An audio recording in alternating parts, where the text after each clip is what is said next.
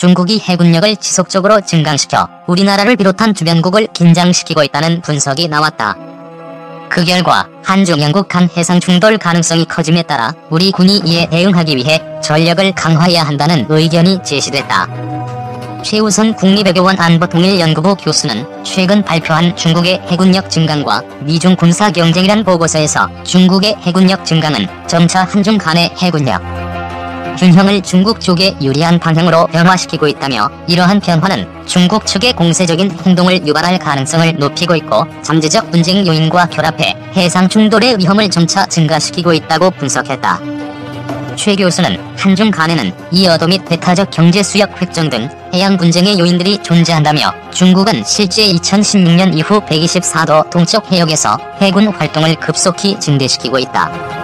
항공식별 구역이 중첩된 상황에서 우발적인 공중 충돌이 해양에서의 국지 분쟁으로 확대될 가능성도 배제할 수 없다고 짚었다.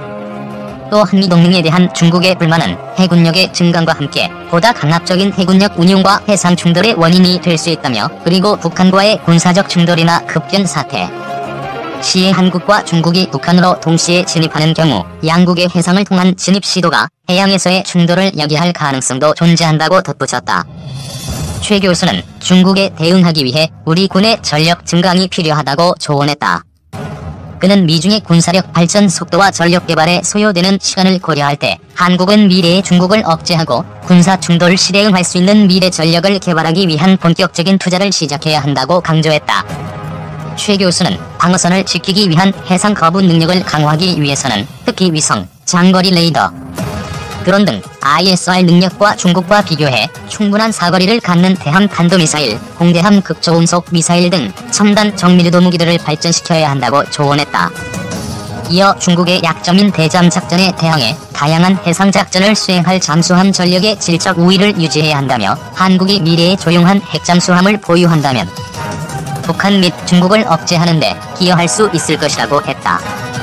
최 교수는 또 미래의 중국에 대한 보복 능력을 강화하기 위해서는 고위력 중장거리 탄도미사일 및 극초음속 미사일과 강력한 EMP탄, 공지능과 결합된 사이버 공격 능력 등을 개발해야 한다며, 그리고 중국의 단거리 미사일 사거리 안에 있는 한국으로서는 효과적인 미사일 방어 능력 개발이 필수적이다. 특히 레이저 무기 등 첨단 요격체계 개발을 위한 투자와 기술 협력을 가속화해야 한다고 제안했다. 중국 잠수함 전력 대응천에 대잠전 강화와 고성능 대함미사일 개량 주문. 중국도 변하고 중국을 보는 외부 국가들의 시각도 변했다. 그동안 중국은 급속도의 경제 성장을 군사적 우위를 위한 군사굴기로 접목시켜 중국군, 강국군 그리고 위대한 중화민족 부흥으로 연계시키고 있다. 그 범위는 시진핑 주석의 군지 휘부를 야전형이자 대미 강성 위주 주휘부로 전원 교체한 사례에서부터 시진핑 주석 자신이 중국군 최고 통술권자로서 처음으로 직접 군복을 착용하고 당중앙군사위원회 연합지휘소를 방문하며 시진핑 주석 단독으로 대대적인 군사 열병식을 거행한 것과 최근 중국 해군 항모전투단의 군사 시위까지 이어졌다. 이를 보는 미국의 시각은 처음엔 중국군과의 군사협력에 의한 교육으로 순화시켜 미국과 세계 전략을 공유할 수 있을 것이라는 희망이었으나, 점차 중국 군사굴기 속도와 범위가 의외로 커지자 이를 교육 대상으로 받아들이기보다 동등한 경쟁자로 받아들이면서 뒤늦게 중국의 군사적 부활에 대한 쪽집게 대응 전략을 집행하고 있다. 미국의 중국 군사굴기에 대한 입장은 오바마 행정부와 트럼프 행정부와 비교시 다음과 같이 극심한 차이를 보인다. 우선 오바마 행정부는 군사력 현대화와 그에 따른 군사굴기에 대해 관대한 모습을 보였으며, 이는 미국의 유럽 중시 세계 전략에서 중국에 대한 대응에 비중을 두는 큰 그림을 다시 그리는 식으로 나타났다. 예를 들면 동아시아 중시 전략 및 군사력의 동아시아 재균형 전략을 구사하면서, 다른 한편 중국군과의 군사 교류 및 협력에 의해 중국 지도부에게 군사력에 의한 강대국 지휘 유지 및 관리가 얼마나 어려운가를 가르침으로써 미국과의 세계 전략을 공유할 수 있다는 기대였다. 특히 후자는 당시 미 국방장관, 합참의장 그리고 태평양 사령관 등으로 중국과 협력 강화를 주장하던 레토릭으로 이어졌다. 또한 이는 중국을 교리시킬 수 있다는 기대에 부정적 영향을 주었다. 미 해군대학 연구 결과 보고서 또는 단행본으로 발표된 중국 해군력 현대화 및 확장 추세를 당시 미 행정부는 중국 해군력을 미국 주도의 동아시아 해양안보 구도에 흡수하여 교배시키려는 계획을 추진하였으며, 이는 미국 방송의 2014년 림팩 훈련과 2016년 림팩 훈련 초청, 마이클 멀린 합참의장의 중국 방문과 양국 해군 참모총장 간교훈 방문 등의 협력 지향으로 주로 나타났다. 특히 중국군 현대화로 나타나는 미국과 서방의 군사 잡지에 공개된 중국군의 신형 탄도 미사일 개발, 무인기 발전 및 사이버 공격 등은 어느 수준에 도달하면 군사과학기술적 한계를 느끼고 스스로 그만두겠지 하는 저평가에 머무르고 있었다. 이 점에서 미국 국내 주요 중국군 연구기관들은 중국군의 군사적 위협에 대한 직접적 대응보다 중국군이 무리하게 건설한 군사력 취약점과 단점들을 부각시키면서, 한편 중국이 군사과학기술적 어려움을 인식하여 어느 수준에서 포기하거나 자체 방어 수준에서 마무리할 것으로 기대하였다. 당시 이러한 긍정적 평가에서 중국 해군력만은 예외였다.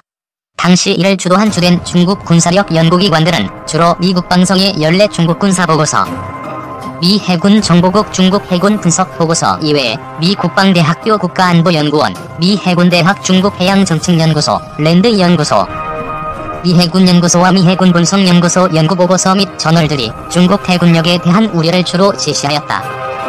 하지만 당시 이는 학자나 전문가에 의한 미국의 대중국 정책 변화보다 주로 군사 주간 잡지와 월간지에 기고하는 현역 및 예력들이 주도하였으며, 이들 기고문은 미 해군 지휘부에 대한 학제적 사전 경고로만 인식되었다. 당시 미국 방송은 여전히 유럽과 중동 그리고 아프간에 치중하였다. 당시 중국 해군력 증강을 우려하는 이들은 미 해군의 알레이 버크급 이지스 구축함 만능론에 습관화된 미 해군 지휘부를 비난하면서 중국 잠수함 전력에 대응한 천해 또는 연안에서의 대장전 강화와 고성능 대한미사일 개량 등을 주문하였다. 더욱이 미 해군 지휘부에 건의된 중국 해군력 위협에 대한 대응 방안이 북한 김정은 집권 이후 탄도 미사일 시험 발사, 핵실험과 미본토 위협으로 기존의 탄도 미사일 방어체계를 업그레이드한 대공 탄도 미사일 방어체계로 발전하면서 고가로 논란의 대상이었던 SM-3U 개발이 일본과의 공동으로 추진되는 등의 북한 관련 긴급 현안에 의해 우선순위에서 밀리면서 중국에 대한 대응은 미중양국 고위급 군사회담, 군 수뇌부 간 교환 방문 그리고 림팩 훈련과 인도 양태 해적 퇴치 작전에서의 양자 간 교환 방문 및 협력 등으로 대체하게 된다. 그러나 트럼프 대통령 등장 이후 미국의 중국 군사 굴기를 보는 시각이 180도 달라졌다. 우선 중국 군사 굴기를 교육 대상이 아닌 미국과의 동등한 경쟁자로 정의하면서 국무성이 아닌 국방성이 주도하는 중국 군사 굴기에 대한 강력 대응으로 나타났다.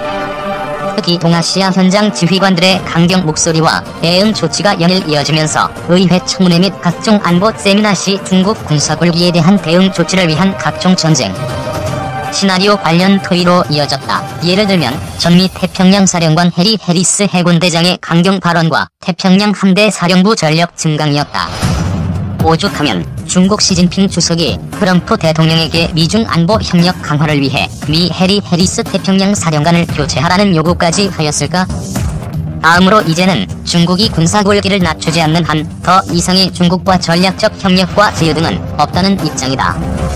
즉 중국이 스스로 굽히고 협력을 위해 들어오지 않는 한 군사 협력을 허용하지 않는다는 입장을 분명히 하였으며, 이는 2018년 이미 초청된 중국 해군의 림팩 훈련 참가를 전격적으로 취소한 조치에서 증명되었다.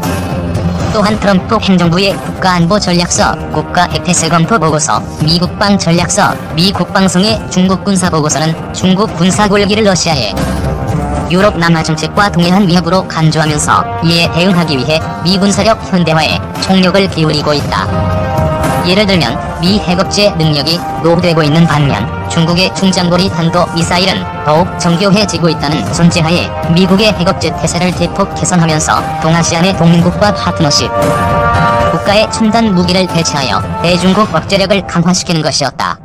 작년에 결정된 사드 한국 배치에 중국이 길길이 뛴 이유가 있었다. 아울러 과거와 같이 미중 간 레드라인에 개의치 않고 중국의 군사 굴기를 단념할 때까지 전방위적 압박을 강화하였다. 예를 들면 대만 카드와 북한 변경 지역에 대한 중국군의 동향 분석 등이다. 과거 미국 행정부에서는 매우 민감한 사안으로 간주하여 내부적으로만 활용하였으나 트럼프 행정부는 중국 군사 굴기에 따른 동아시아 지역 내 군사적 영향을 실질적인 위협으로 간주하여 대만과 북한 카드를 서슴지 않고 중국에 적용하고 있다. 예를 들면 2018년 미국 방송의 중국 군사 보고서에 북한과 중국 간 군사 관계를 처음으로 언급한 사례였다. 특히 중국 군사 골기에 따른 동아시아에 대한 영향력 증대를 좌시하지 않겠다는 전략을 공개적으로 추진하고 있다. 중국 해군이 동아시아 태평양은 물론 인도양, 흑해, 지중해 그리고 대서양과 북해로 작전 범위를 확장하는 것은 물론 중국 공군의 동아시아 해상 위로 제1에서 이도령까지 전략적 타격 능력을 확장하고 Y-20, J-11 및 J-20 스텔스기 실전 배치와 J-31 스텔스기 시험 평가 등의 전략적 타격 능력을 개발하는 것에 대한 군사적 대응이다. 더욱이 중국군이 중국 유학생 및 화교를 이용한 미국 첨단 군사과학기술 흡수 및 탈취하는 행위까지 금지하는 강경책으로 변화되었다. 또한 미국의 독자적 대응 조치만이 아닌 일본, 호주, 인도, 한국 그리고 아세안과의 군사협력을 지향하고 중국이 남중국 해에서의 역사적 해양 권리를 기정서 싫어하고 있는 절대적 우위에 대해 캐나다, 영국과 프랑스 등의 역의 국가 해군력과의 동조하며 대응하고 있다. 과거 같으면 이러한 주제를 논하는 자체가 무모한 대중국 강경 입장으로 간주되며 심지어 별거 아닌 중국을 과장된 보는 시각으로 본다는 평가를 받는 정도였으며 혹시 발표되어도 인용되는 사례가 거의 드물었다. 그러나 이제는 전혀 다른 상황이 되었다. 우선 과거 전략적 개념하의 대응에서 작전적이며 전술적 대응으로 변화되었다. 대부분 중국 군사골기 관련 세미나 토의 주제가 전략적 관계 증진보다 작전적이며 교리적인 대응책 마련에 집중되고 있다. 미국군의 경우 대테러 작전에서 중국을 겨냥한 전통적 대규모 지상전에 대비한 미래 10년 비전을 선포하였다. 다음으로 방어적 대응 조치에서 이제는 직접적이며 공세적 대응에서 한 걸음 더 나아가 족집게식 조치를 마다하지 않고 있다. 예를 들면 대만 카드를 공개적으로 사용하는 것이며 남중국해에 대한 항행의 자유작전 및 상공 비행의 자유작전을 실시하는 것이었다. 또한 중국 국영 방산 기업들이 해외 투자사를 활용한 미국 중소업체 병합을 차단하였다. 예를 들면 중국 군사력 건설과 관련된 국영기업들의 미국 또는 우방 국내 방산업체 인수를 제한시키고 최근엔 중국군의 러시아 수-35 전투기와 S-400 대공 방어체계 도입을 주도한 중국군 방중앙군사위원회 장비개발부 기관과 주무부장을 공개적으로 제재 대상으로 지정한 사례였다. 이제는 러시아와의 군사협력 관계에도 제재를